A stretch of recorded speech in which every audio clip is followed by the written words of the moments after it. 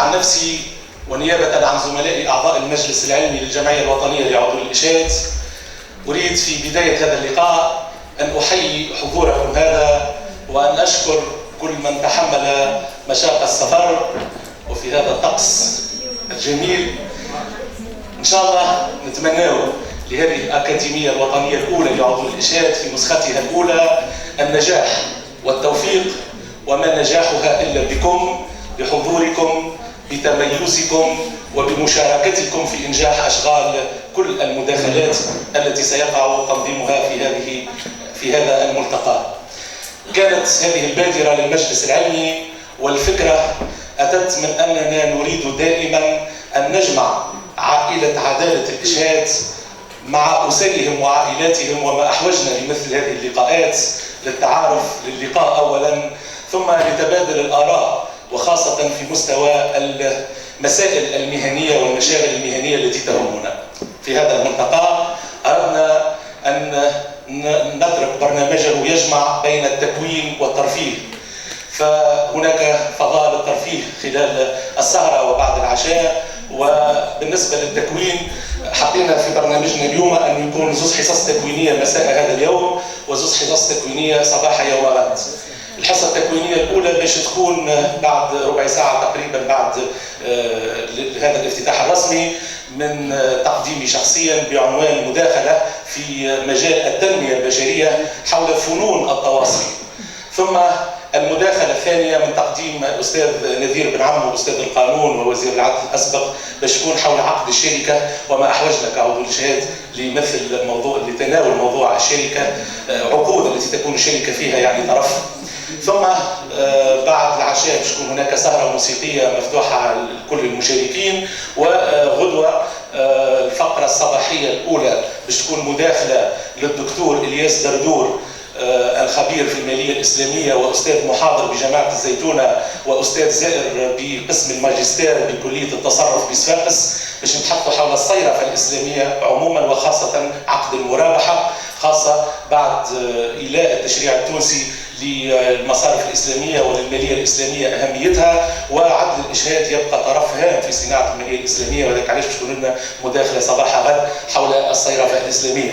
ثم نختتم ملتقانا بآخر ورشة حبينا تكون ورشة مفتوحة حول أخلاقيات مهنة عدل الإشهاد، وأخلاقيات كل مهنة، مش كان مهنة عدل الإشهاد.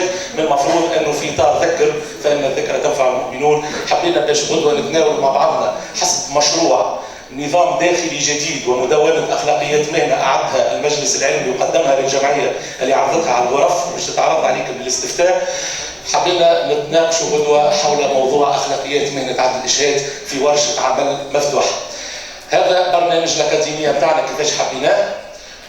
باسمكم الكل نحبوا اليوم نرحبوا معنا بالسيد ناصر العوني عميد عضو الإشهاد رئيس الجمعية الوطنية اللي يحضر معنا، السيد الكاتب العام للجمعية الوطنية وكل السادة أعضاء مكتب الجمعية. نرحبوا بكل السادة رؤساء الغرف وأعضاء الغرف وكل الزملاء الحاضرين معنا، ومن خلالهم هما وباسمكم الكل نرحبوا بضيوفنا واللي يعودونا ديما بدعمهم لعدالة الإشهاد. ومدامكم في مدينة سوسة اللي ترحب بكم السيد الرئيس الأول لمحكمة الاستئناف بسوسة مشكور، أبى إلا أن يلبي دعوة المجلس العلمي وأن يكون معنا حاضرا في الافتتاح الرسمي لهذا الملتقى برغم مشاغله، قال لازم أن يكون معكم في هذه المصافحة الأولى. نرحب به كما نرحب بالسيد وكيل الجمهورية للمحكمة الابتدائية بسوسة ألا يحضر معنا اليوم أيضا مشكور برغم التزاماته، أبى إلا أن يكون معنا. وإن شاء الله في الفقرة الثانية باش يلتحق بنا السيد الوكيل العام لدى محكمة الاستئناف زاد باش يكون أحلانا من بعد إن شاء الله. إذا مرة أخرى مرحبا بكم الناس الكل. نستسمحكم أن نحيل الكلمة للمنسق العام للمجلس العلمي الأستاذ عقبة الهاشمي، فليتفضل.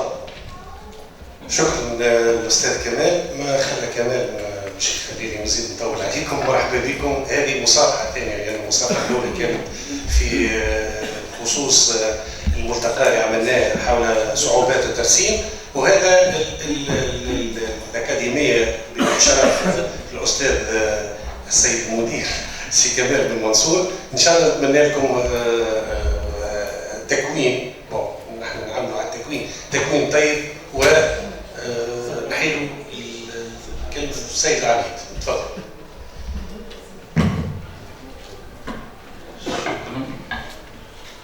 الله الرحمن الرحيم والصلاة والسلام على سيدنا محمد صلى الله عليه وسلم. قبل كل شيء نرحب بالسيد الرئيس الأول لمحكمة الاستئناف السيد وكيل الجمهورية بمحكمة الاستئناف بالمحكمة الابتدائية بسوسة 2 سوسة 1 عفوا. السيد كمال بن منصور مدير الأكاديمية، سي عقبة الهاشمي المنسق العام، سي أعضاء الجمعية الوطنية، السادة رؤساء الغرف، زملاء زميلات الأفاضل، ضيوفنا الكرام. إنه لم دواعي للفخر والاعتزاز وأن نشهد اليوم مولود جديد ينضاف للعائلة القانونية عامة ولعدالة الإشهاد بصفة خاصة. نتمنى أن أكون رافدا قانونيا يعني للعلم والقانون ينهل منه كامل السادة علوم الإشهاد، وأن يساهم في تطوير عدالة الإشهاد.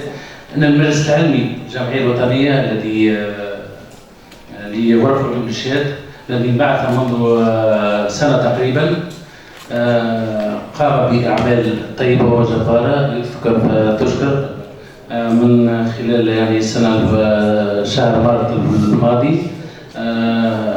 يعني تعدت على القانون هذا قانون منظم لمهنة عدالة الإشهاد، وهو كان في تفاوض في وزارة العدل. ومدام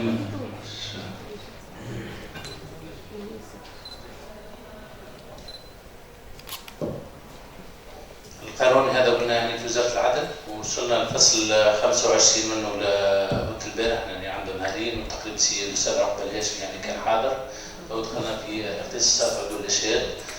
بالنسبة للاختصاصات العامة التي كانت موجودة في القانون 94 قد تم الحفاظ عليها، ودخلنا في الاختصاصات الخاصة اللي كان تم يعني يخص اختصاصات باش تحصل على عدل الإشهاد من خلال الجلسة القادمة اللي باش يكون يعني إن شاء الله تكون فما بعض الاختصاصات خاصة بعلوم الإشهاد. صحيح أنا قدمنا ما يقارب 30 أو أكثر من 30 اختصاص، لو نتحصل على زوج 3 4 اختصاصات يكونوا يعني مهمين خاصة في الفترة القادمة. هذا من ضمن أعمال المجلس العلمي. كذلك يعني كان عنده القانون الداخلي المنظم للهيئة الوطنية لعلوم الإشهاد، واللي مشكور يعني